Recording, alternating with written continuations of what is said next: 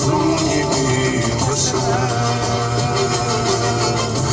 iki gözüm gibi mesele.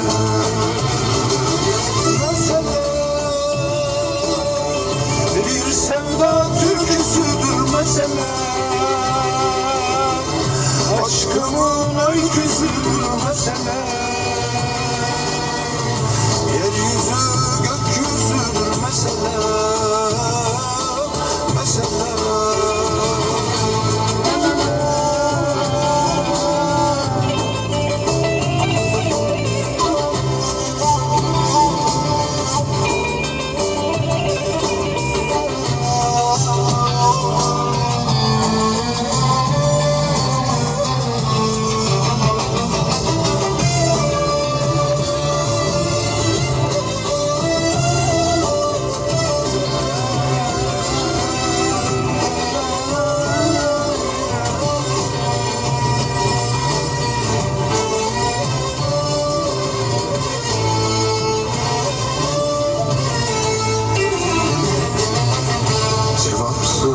Sorular üst üste biner, gördüğüm misali benim meselem.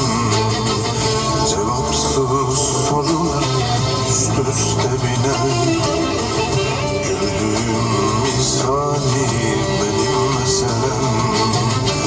Hasretin korkusu ruhuma siner, yanına çağırır beni meselem. Hasretin korkusu ruhuma siner, yanına çağırır beni meselem.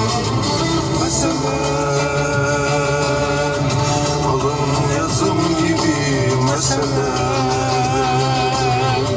kırık sazım gibi meselem. İki gözüm gibi meselem.